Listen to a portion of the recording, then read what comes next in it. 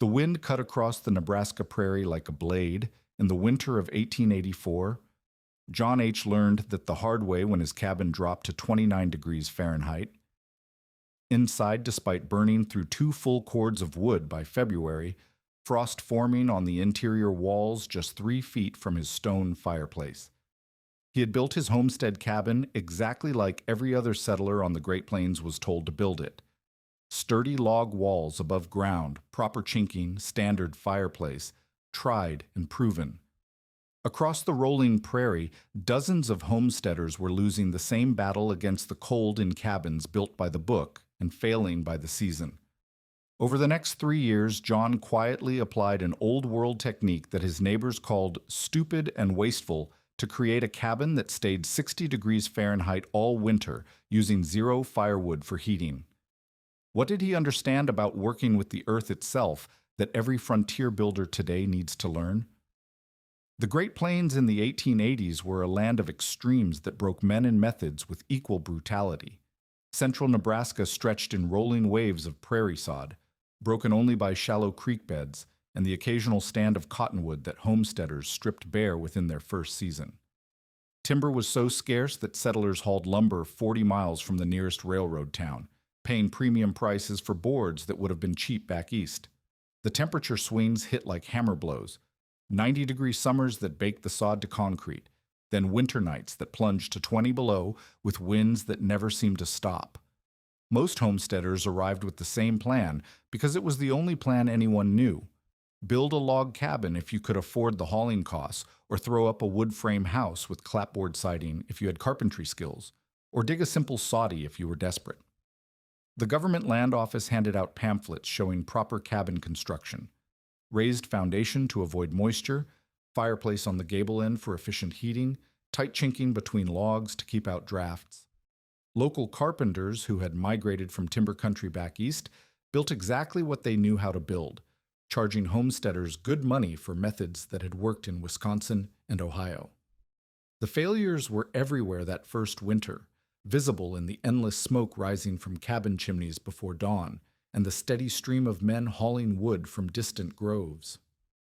The Andersons' 3 claims over burned through 4 cords of split oak and still woke to ice in their water pitcher. The Kowalski family spent $60 on hauled timber that season, more than they had budgeted for their entire first year of provisions. Mrs. Patterson reported that her children huddled under every quilt they owned while frost formed on the inside walls of their carefully chinked log cabin. The accepted wisdom was failing, but no one questioned the wisdom itself. John H. arrived on his claim with a different set of memories. His family had left the fjord country of Norway when he was 12, settling first in Minnesota, where immigrant communities clustered in familiar groups. There, among the older settlers, he had seen hillside houses that his grandfather called Georgstue, earth houses that were dug back into slopes with thick sod walls and timber fronts. The old men spoke of them as inferior to proper American cabins, something to be abandoned as soon as families could afford real lumber. But John remembered how warm those crude shelters stayed during Minnesota winters that killed cattle in barns. He had also spent time around the edges of Dakota Territory, trading with mixed blood families and native bands who still maintained earth lodges for winter camps. These were substantial structures, excavated into riverbanks and covered with layers of sod and timber, that housed extended families through the worst weather with minimal fuel. The traders and government agents dismissed them as primitive, but John had noticed that the occupants seemed comfortable, while white settlers in proper cabins shivered and burned through their wood supplies. When John filed his claim on a gentle south-facing slope above Willow Creek, the county homestead agent, Mr. W., nodded approval at the standard cabin site John had marked out on level ground 50 yards from the bank. But John had other plans brewing, plans that would have sounded like madness to most settlers who had invested everything in doing things the accepted way. The mockery started as soon as John began his excavation into the hillside that spring. Mr. W. rode out from town specifically to tell him he was making a mistake. The digging into a bank would create a damp, unhealthy cave that would collapse in the first hard rain. The nearest neighbors, the Morrison brothers, stopped their own construction work to watch John dig what they called his prairie grave. Local carpenters shook their heads when John asked about timber framing for a front wall only, telling him that no respectable cabin was built half underground like some Indian dugout. But John pressed ahead with his excavation, cutting horizontally into the bank about 3 feet, creating a space 15 feet wide and 20 feet deep with a sloping roofline that would shed water away from the hillside. He framed a solid timber front wall with a door and 2 windows, then began the process of learning what worked and what didn't in his hybrid design. That first winter taught John both the promise and the limitations of his approach. The excavated space stayed notably warmer than surface cabins, rarely dropping below 40 degrees even on the coldest nights when his neighbors' cabins hit the 20s. He burned less than half the wood of comparable households, relying mostly on cooking fires that also provided enough heat for comfort. The earth walls absorbed heat during the day and released it slowly through the night, creating a thermal stability that no amount of chinking could match in a conventional cabin. But the system was far from perfect. Spring brought problems that conventional cabins didn't face. Water seepage through the rear earth wall during heavy rains, condensation issues when warm air met cool earth surfaces, and a persistent dampness that threatened his stored supplies. The roof design leaked at the junction between timber and earth, requiring constant maintenance. Light was limited to what came through the south-facing windows, making the space feel cramped and dim during short winter days. John spent that summer observing, measuring, and planning improvements. He had proven that the basic principle worked. Earth contact provided thermal mass and insulation that conventional methods couldn't match. But he also understood that his crude first attempt was just that, a beginning rather than a finished solution. The neighbors might laugh at his hole-in-the-hill approach, but they had burned twice the wood and still shivered through the winter while he stayed comfortable. By autumn of 1885, John was ready to refine his method, armed with 1 winter's worth of data and a clearer understanding of what the earth could provide if he learned to work with it properly instead of fighting against it the way conventional building methods did. That summer of 1885, John walked his claim with new eyes, studying how the sun tracked across his hillside and where the prevailing winds hit hardest. The Scandinavian communities in Minnesota had taught him that placement mattered as much as construction, but he needed to understand exactly how placement worked on these open plains, where winter winds could drive snow horizontal for days at a time. His first teacher arrived in late summer when Mr. O, an older Norwegian immigrant, stopped at John's claim while traveling west from Minnesota. Mr. O had built hillside houses in the old country and recognized what John was attempting. He walked the slope carefully, pointing out that John's first excavation faced too far east, catching only morning sun when afternoon warmth would be more valuable for winter heating. In Norway, Mr. O explained, the hillside houses always face southwest to capture the low winter sun during the warmest part of each day. Mr. O showed John how to read the land for optimal placement. The ideal site needed a slope gentle enough to excavate safely, but steep enough to shed water, facing between south and southwest to maximize solar gain during winter months when the sun tracked low across the southern sky. The excavation should go deeper than John's first attempt, at least 3 feet into the bank to reach the zone where earth temperature stayed constant year-round, insulated from surface temperature swings by the thermal mass above. The construction technique Mr. O described differed significantly from John's crude first attempt.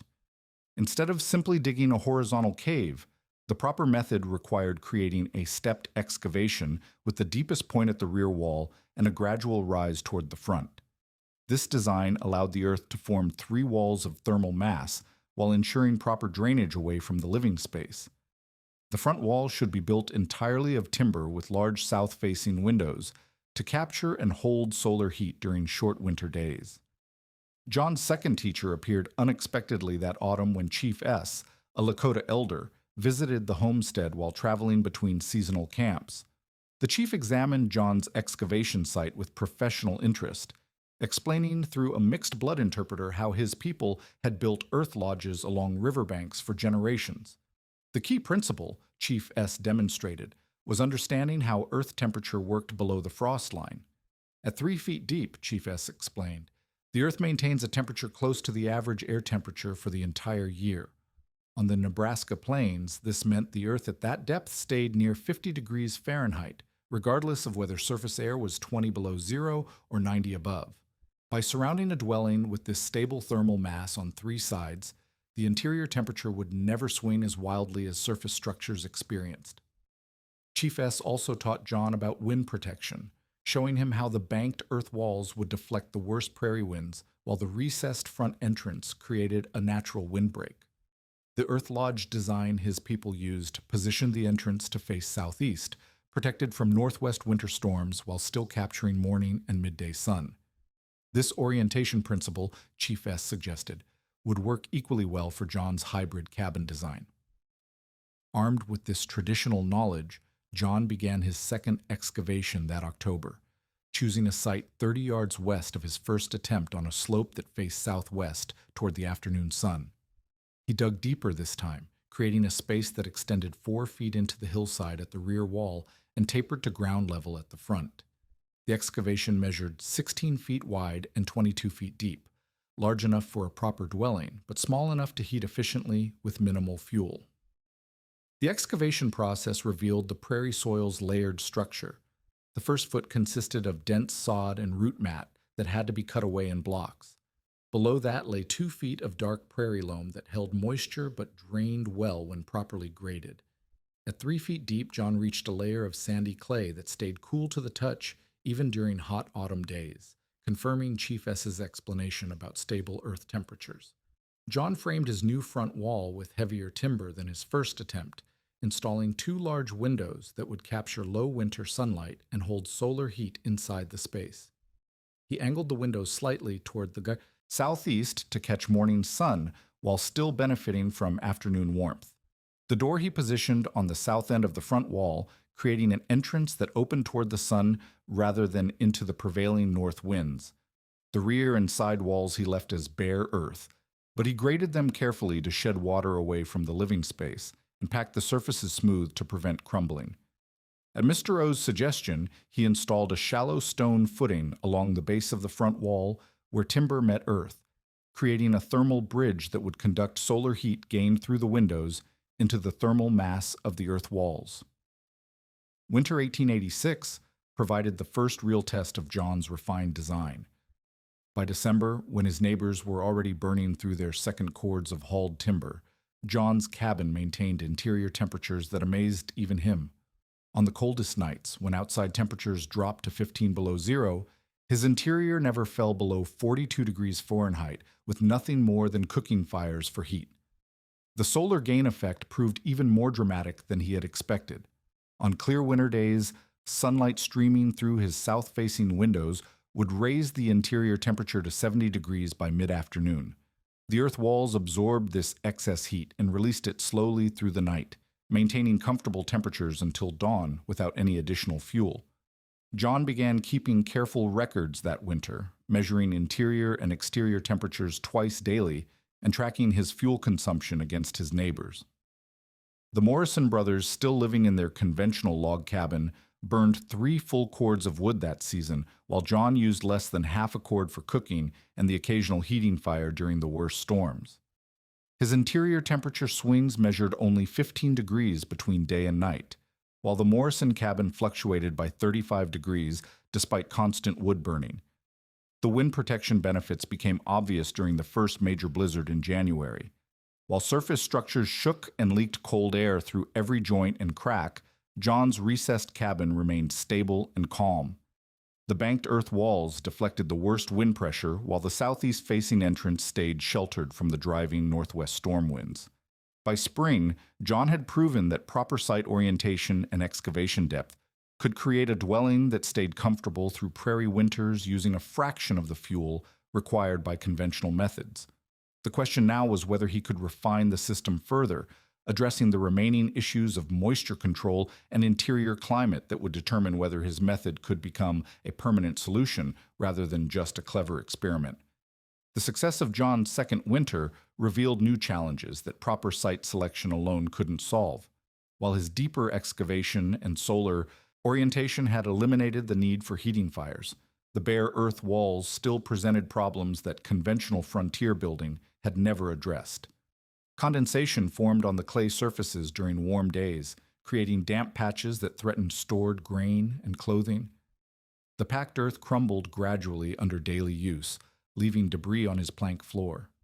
Most critically, the thermal performance, while dramatically better than surface cabins, still wasn't reaching the potential that the earth contact method promised. John's next breakthrough came through an unexpected encounter in the spring of 1887. A Dakota craftsman named Joseph Crow Feather, working with a survey crew mapping township boundaries, examined John's excavation and immediately recognized what was missing. Through careful demonstration using sticks and clay from the creek bank, Joseph showed John how traditional earth lodges achieved their remarkable thermal performance through envelope construction that went far beyond simple excavation. The key innovation Joseph revealed was the sod envelope technique. Instead of leaving earth walls bare, traditional builders surrounded their excavated spaces with carefully constructed walls of prairie sod blocks, cut and laid like massive green bricks. These sod walls, built 20 to 24 inches thick, created an insulation barrier that conventional timber construction couldn't match. The root systems in each sod block formed a natural binding agent, while the dense prairie grass provided insulation value equivalent to modern building materials. Joseph demonstrated the cutting technique using John's own pasture sod.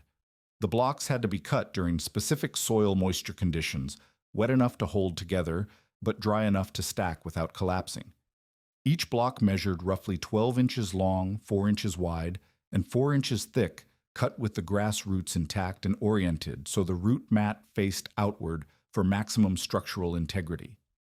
The blocks were laid like masonry with overlapping joints, creating walls that grew stronger as the root systems intertwined and established new growth. But the sod envelope was only the first layer of the system Joseph described. Inside the sod walls, traditional builders applied thick coats of plaster made from local clay mixed with lime ash and chopped grass. This interior plaster served dual purposes. It sealed the interior space against moisture and insects while adding thermal mass that could store and release heat more effectively than bare earth or sod alone. John's second teacher that summer was Heinrich Müller, a German immigrant carpenter who had worked on limestone buildings in the Old Country before settling in the railroad town of Kearney. Heinrich understood masonry thermal mass in ways that frontier carpenters trained only in timber construction did not. He showed John how to make proper lime mortar by burning limestone in a small kiln, then mixing the resulting lime with local clay and sand to create plaster that would harden to stone-like durability. Heinrich's plaster recipe called for 1 part lime to 2 parts, clay to 3 parts fine sand, with chopped prairie grass added as a binding agent. This mixture, when applied in multiple thin coats over the interior sod walls, created a thermal mass surface that could absorb heat during warm periods and release it slowly as temperatures dropped. The lime content made the plaster naturally antimicrobial, while the clay provided thermal conductivity that raw earth walls lacked. The construction process Heinrich taught required precise timing and technique. The base coat went on thick, pressed into the irregular surfaces of the sod blocks to create a level foundation. The second coat, applied several days later after the base had set, smoothed the major irregularities and brought the wall surfaces to consistent thickness. The final coat, barely 1/8 of an inch thick, polished the surface to an almost ceramic smoothness that reflected interior light and resisted moisture penetration. John also learned from Heinrich about foundation thermal bridging, a principle that conventional frontier building ignored entirely. By installing a stone foundation course along the base of his timber front wall, extending 18 inches into the ground and connecting directly to the sod envelope walls, John created a thermal conductor that would channel solar heat gained through his windows directly into the thermal mass of his walls, distributing warmth throughout the entire structure rather than just heating the airspace. The floor system required its own innovation. Heinrich showed John how to create an insulated raised floor that would prevent ground moisture from entering the living space while still allowing the floor thermal mass to contribute to temperature stability. The technique involved excavating an additional 6 inches below the desired floor level, filling this space with graded gravel for drainage, then installing a vapor barrier of oiled canvas before laying thick plank flooring. Construction of John's improved cabin began that summer with the careful cutting and laying of over 800 sod blocks to create the envelope walls. The work was labor-intensive, requiring nearly 6 weeks to complete the sod construction and another month for the 3-coat plaster application. The lime kiln alone took 12 days of careful firing to produce enough lime for the interior plaster, while the precise mixing and application of each coat demanded attention to weather conditions and curing times that frontier builders rarely considered. The stone foundation work proved equally demanding. John quarried limestone from an exposed outcrop 2 miles downstream, hauling individual stones weighing up to 60 pounds each. The foundation extended 2 feet below ground level to reach below the frost line and rose 18 inches above the floor level to create the thermal bridge connection between the timber front wall and the sod envelope. Each stone was carefully fitted and mortared with the same lime-based mixture used for interior plaster. Winter 1888 provided the first test of John's complete envelope system. The results exceeded even his optimistic expectations. Interior temperatures during the coldest period stabilized at 58 degrees Fahrenheit with no heating fires whatsoever, relying entirely on cooking heat and solar gain through the front windows. On sunny winter days, the interior temperature climbed to 75 degrees by late afternoon as the south-facing windows captured solar heat and the thermal mass walls absorbed and stored the excess energy. The envelope system eliminated the condensation problems that had plagued his earlier versions. The lime plaster surfaces stayed dry even during rapid temperature changes, while the sod walls absorbed and released moisture naturally, maintaining comfortable humidity levels without the mold and mildew problems common in conventional cabins. The stone thermal bridge distributed heat so effectively that even the rear corners of the space furthest from the windows stayed within 5 degrees of the front wall temperatures. John's fuel consumption that winter dropped to absolute zero for heating purposes. His neighbors, struggling through another brutal winter in their conventional cabins, burned between 4 and 5 cords of expensive hauled timber, while John's only wood use was for cooking meals. The Morrison brothers, whose cabin was roughly the same size as John's space, spent over $90 on fuel that season, while John's energy costs amounted to less than $8 for cooking wood. The thermal mass effect proved particularly valuable during temperature swings. When outside temperatures dropped 40 degrees during overnight periods, John's interior temperature dropped only 6 degrees. When spring warming brought rapid temperature increases, the thermal mass prevented overheating by absorbing excess heat during warm days and releasing it during cool nights, maintaining interior comfort without the wide temperature swings that made conventional cabins uncomfortable during seasonal transitions. By spring 1889, John had created a dwelling that functioned as a complete thermal system rather than just a shelter, proving that frontier building could achieve remarkable efficiency when traditional knowledge was applied systematically rather than dismissed as primitive or impractical. The spring thaw of 1889 brought John his first serious test of a problem he hadn't anticipated. Despite the success of his thermal mass system, the sealed interior space created new challenges that conventional surface cabins never faced. Without natural air exchange through the loose construction joints that plagued standard cabins, his perfectly insulated space began developing stale air and humidity problems that threatened to undermine all his thermal advantages. The solution came from an unexpected source. Chief S returned to John's claim that spring, bringing with him detailed knowledge of how traditional earth lodges managed air quality during extended winter occupancy. The key principle Chief S demonstrated was controlled ventilation that provided fresh air without destroying thermal performance. Traditional earth lodges used a specific airflow pattern that drew fresh air in low and expelled stale air high, creating gentle circulation that never caused drafts or significant heat loss. Chief S showed John how to install a low intake vent near the floor level of his south-facing front wall, positioned to draw in air warmed by solar heating of the stone thermal bridge. This intake vent measured 6 inches wide by 4 inches tall, small enough to prevent major heat loss, but large enough to provide adequate fresh air for daily occupancy. The vent was angled slightly upward as it passed through the timber wall, preventing rain infiltration while encouraging natural convection flow. The exhaust vent required more complex engineering. Chief S explained that traditional lodges used a roof opening that created stack effect, drawing stale air upward and out of the living space without creating backdrafts. For John's cabin, this meant installing a 6-inch diameter vent pipe that extended from near the roof peak down to within 2 feet of the floor at the rear of the space.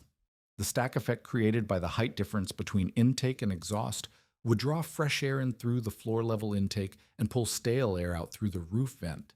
The ventilation system Chief S described also addressed seasonal temperature control in ways that conventional cabins couldn't achieve. During winter, the intake vent could be partially restricted to minimize heat loss while still providing necessary air exchange. During summer, both vents could be opened fully to create maximum airflow, using the thermal mass of the sod walls to moderate temperature even when outside air was uncomfortably hot. But ventilation was only part of the moisture management challenge John needed to solve. The spring of 1889 brought unusually heavy rains that revealed drainage problems his earlier, drier seasons hadn't exposed. Water began seeping through his excavated rear wall, despite the sod envelope protection, creating damp spots on his lime plaster interior that threatened the structural integrity of his thermal mass system. John's education in drainage engineering came from Klaus Weber, an Austrian immigrant who had settled near the railroad town and worked on alpine construction projects before emigrating. Klaus understood how European hillside buildings managed water infiltration through systematic drainage that went far beyond what American frontier construction typically attempted. The principle Klaus taught was to intercept and redirect groundwater before it could reach the building envelope rather than trying to seal the structure against moisture that was already present. Klaus showed John how to excavate a drainage trench around the uphill perimeter of his banked cabin, creating a water interception system that would handle seasonal runoff and groundwater movement. The trench needed to be 18 inches wide and 20 inches deep, extending from 6 feet beyond one end of his excavation to 6 feet beyond the other end, following the natural contour of the hillside to channel water away from his dwelling. The trench construction required precise grading to ensure positive water flow without creating erosion problems. Klaus taught John to maintain a consistent slope of 1 inch per 10 feet of trench length, enough to move water effectively, but gentle enough to prevent the fast flow that would wash out the gravel fill. The bottom of the trench was lined with flat stones to create a stable base, then filled with graded gravel ranging from fist-sized rocks at the bottom to pea gravel near the surface. But surface drainage was only half of the moisture control system Klaus described. Equally important was preventing capillary action from drawing ground moisture up through the floor system into the living space. This required installing a capillary break layer that would interrupt the natural wicking action of soil moisture, while still allowing the floor thermal mass to contribute to temperature stability. The capillary break system Klaus designed used multiple layers of different materials to create a moisture barrier without blocking thermal conductivity. First, John excavated an additional 4 inches below his planned floor level throughout the entire living space. This excavation was filled with coarse gravel, ranging from 2-inch rocks at the bottom to half-inch gravel at the top, creating a drainage layer that would channel any moisture away from the floor structure. Above the gravel drainage layer, Klaus specified a 2-inch layer of clean sand, carefully graded to provide a smooth, level surface for the floor planking while maintaining the capillary break function. The sand layer was covered with oiled canvas sheets, overlapped and sealed at the joints, creating a vapor barrier that prevented moisture from migrating upward while still allowing the floor thermal mass to function effectively. The floor planking system required its own innovations. Instead of laying planks directly on the vapor barrier, John installed a grid of timber sleepers, 2 inches thick and spaced 16 inches apart, that distributed floor loads while creating an air gap for moisture management. The finished flooring consisted of 2-inch thick oak planks, dense enough to provide thermal mass but raised slightly above the vapor barrier to prevent moisture problems. John's roof system also needed upgrading to handle the water management requirements. Klaus identified his original single-layer sod roof, while effective for insulation, proved vulnerable to water infiltration during heavy spring storms.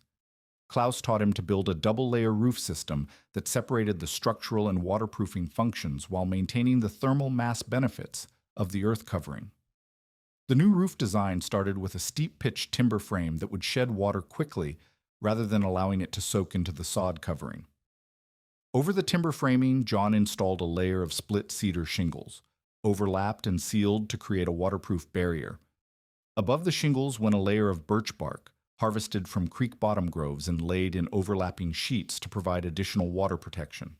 The sod covering went on top of the bark layer, but in a carefully engineered system rather than simply piling earth over the structure. The bottom layer consisted of sod blocks laid root side down to create good adhesion to the bark substrate.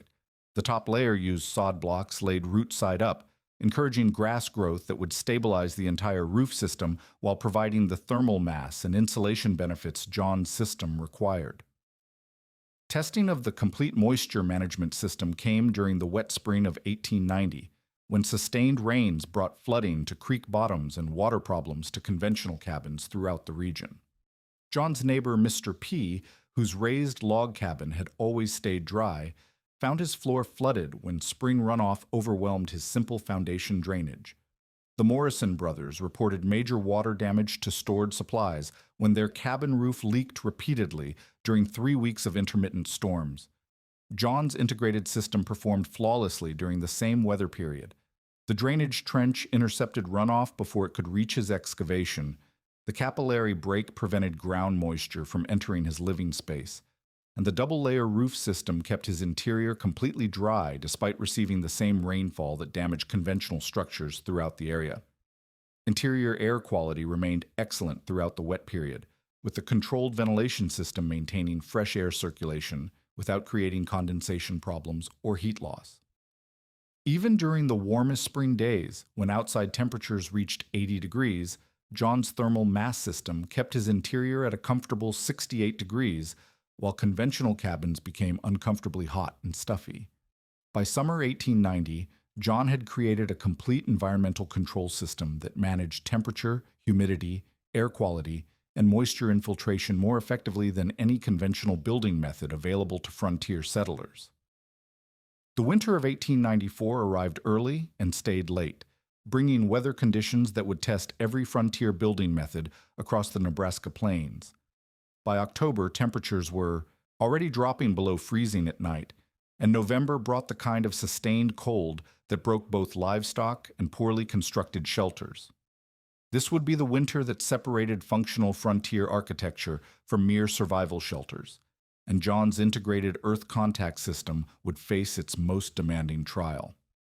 The temperature records that winter told a story of extremes that frontier settlers had never experienced in living memory.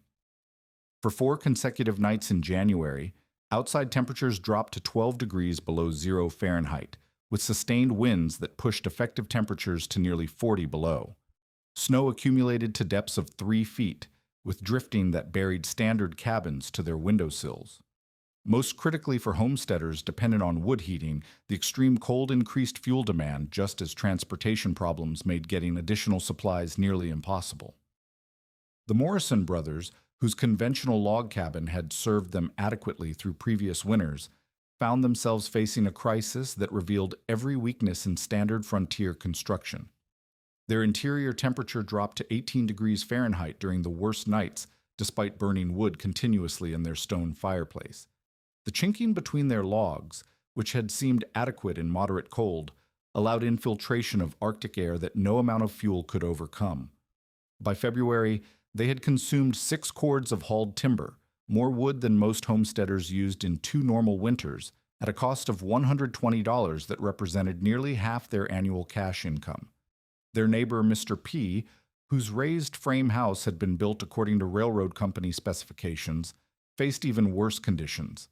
The elevated foundation that was supposed to prevent moisture problems created an air gap that channeled cold air directly under his floor, making the interior uncomfortable even during daytime hours when his wood stove ran constantly. His children spent entire days huddled under quilts near the stove, and ice formed regularly on the interior walls despite his burning nearly 7 cords of wood that season. The failure of conventional heating methods extended beyond individual discomfort to economic crisis for many families. The Anderson family, 3 claims east of John, spent over $150 on emergency wood purchases when their original fuel supply proved inadequate. Mrs. Patterson's household rationed heating wood during the worst periods, keeping fires only during overnight hours, and accepting interior temperatures that dropped into the 20s during daylight hours when family members were active enough to generate body heat. John's earth contact system performed during this extreme test in ways that demonstrated the fundamental superiority of thermal mass over fuel-based heating.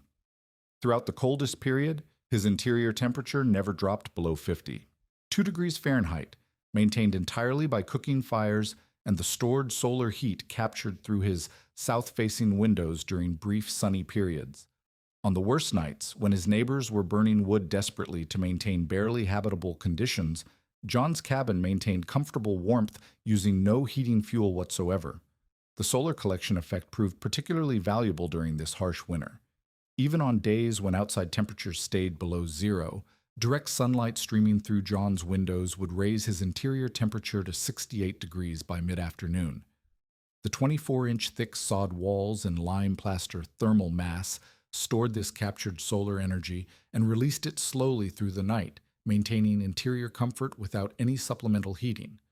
The controlled ventilation system provided fresh air without significant heat loss, keeping air quality high even during periods when the cabin remained sealed against extreme cold. John's fuel consumption for the entire winter season totaled less than 1/4 cord of wood, used exclusively for cooking, and the occasional heating fire during the most severe storms.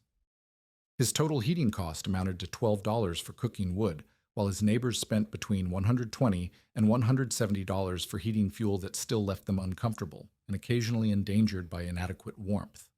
The performance difference became so dramatic that curious neighbors began visiting John's cabin to verify the claims they had dismissed as exaggeration. Mr. W., the county homestead agent who had ridiculed John's hole-in-the-hill approach, made an official inspection in February and recorded interior temperatures that he initially refused to believe. His measurements confirmed that John's cabin maintained interior conditions 20 to 25 degrees warmer than conventional cabins during the same weather periods. Word of John's remarkable winter performance spread beyond the immediate neighborhood through the practical networks that connected frontier communities.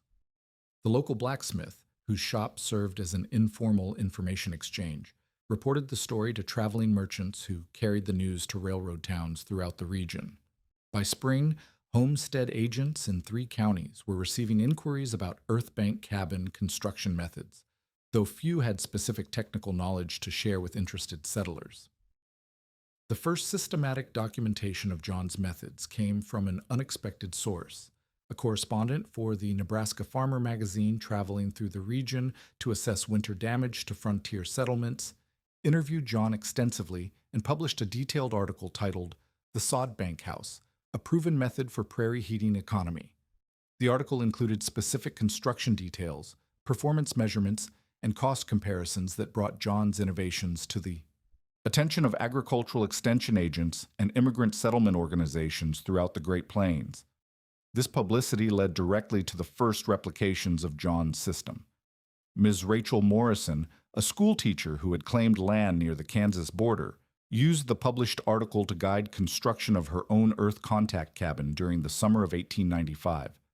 Her first winter in the new structure confirmed John's performance claims, achieving interior temperatures comparable to his system while using minimal fuel for heating. The adoption pattern that emerged revealed how frontier innovation typically spread through practical networks rather than official channels. Immigrants from northern European countries, already familiar with earth contact construction from their home regions, proved most receptive to John's methods. Second-generation homesteaders, whose parents had struggled with conventional frontier building, also showed interest in alternatives that promised reduced fuel costs and improved comfort.